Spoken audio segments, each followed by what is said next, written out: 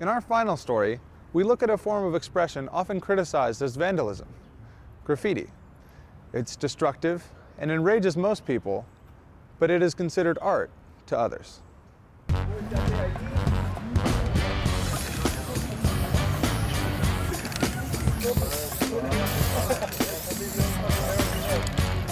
There's been graffiti art in LA, it's been a major thing. There's nothing that's ever really successfully suppressed it. The public art walls at Venice Beach attract countless of graffiti art enthusiasts and spectators every weekend. Many young artists come to showcase their creative talents in a public setting, while others come to refine their graffiti skills. Some kids come here, they're here when we get here waiting, and they work all day until the sun goes down on a mural, you know, or like maybe 3 or 4 people working on one of the big walls. Other people just want to blow off some steam, you know, or they just want to make a statement. So it's like, it's about free expression, and some people that are more, you know, trained and more skilled, they invest like, you know, a whole day of their time and their paint into this beautiful mural that may or may not stay up another hour. Stash Maleski is the director of ICU Art, the organization that manages the Venice art walls. He has fought to preserve these walls for graffiti-style art. The walls have been open to the public for legal graffiti-style art since 2000. This is pretty much the only legal graffiti art park in LA County that's actually on city property. And for many here, graffiti art is a recreational pastime. But for others who dedicate themselves to producing high-quality artwork that can take hours to complete, it is a career. But this type of art is not without controversy. Paul Roch is the director of community beautification at the LA City Department of Public Works.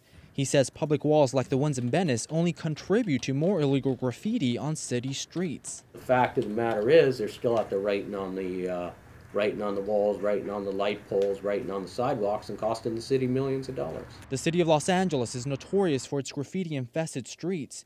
Graffiti art contributes to the high cost of graffiti removal programs. Overall, it's been estimated that around $20 million is spent each year removing graffiti within the city limits by all the agencies combined. To him, graffiti art is a public nuisance if it's done without permission. In the city, we make a distinction.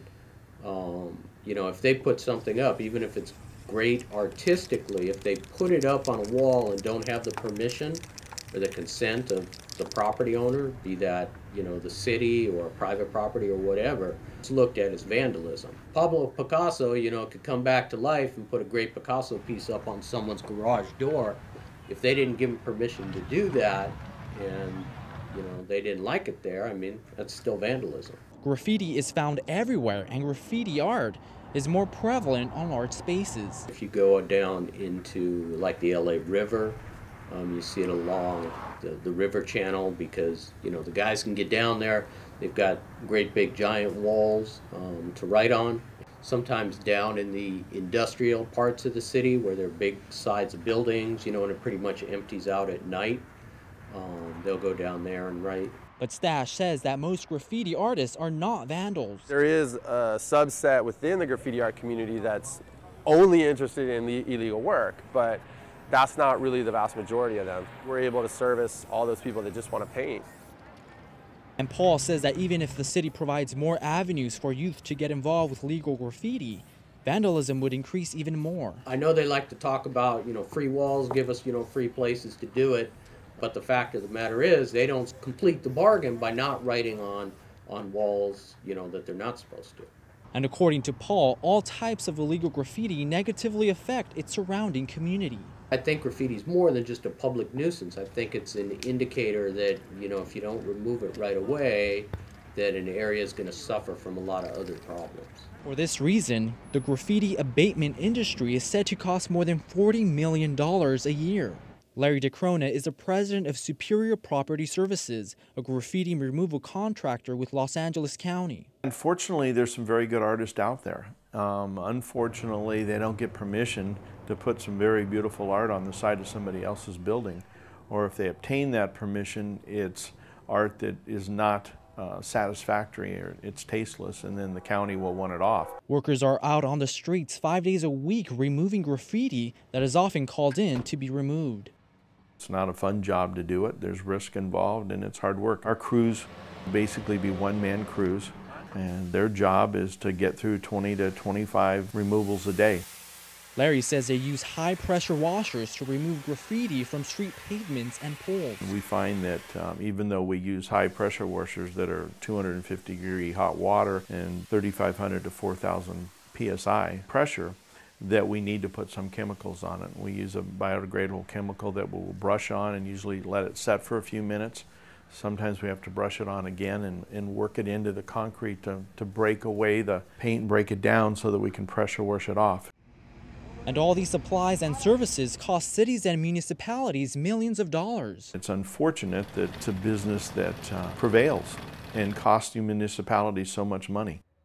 But Stash says all that money can be put to better use. I think that they're willing to spend however many millions they're spending every year removing graffiti art from the walls of the freeways or whatever, but they're not willing to take any money and put it into a constructive program that might give these kids another opportunity other than doing illegal vandalism. And Stash says that graffiti art has gained wider acceptance into pop culture.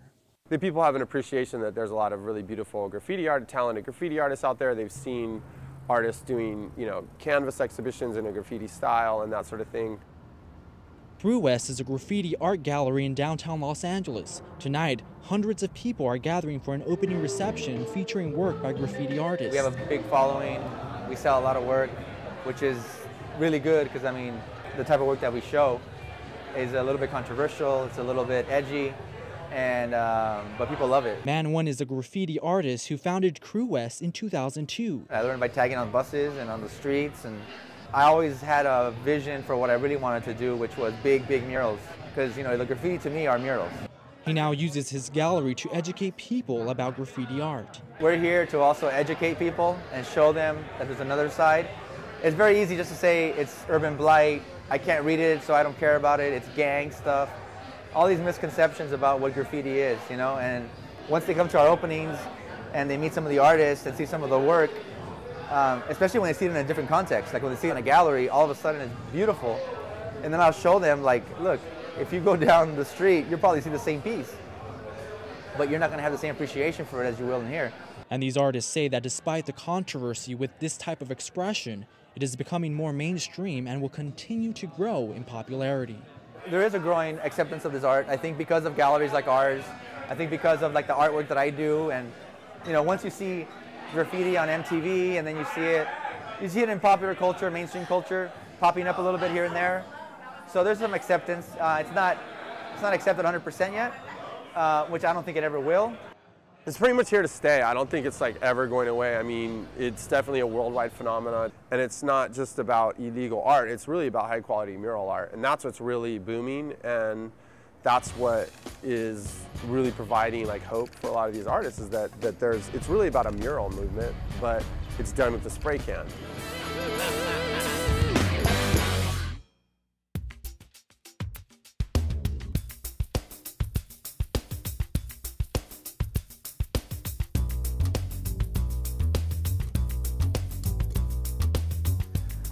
That's it for this edition of Impact. You can view all of our stories at uscimpact.org. Now, let's take a look at some of our upcoming stories.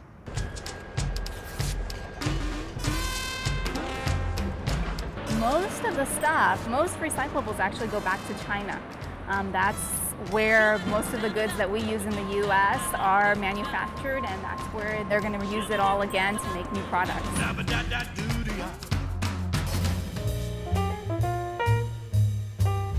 One of the reasons why I'm here is because I practice self-liberation, and one of the things that I've done for a very long time is to save seeds. So we have our own fresh access to heirloom or organic indigenous food.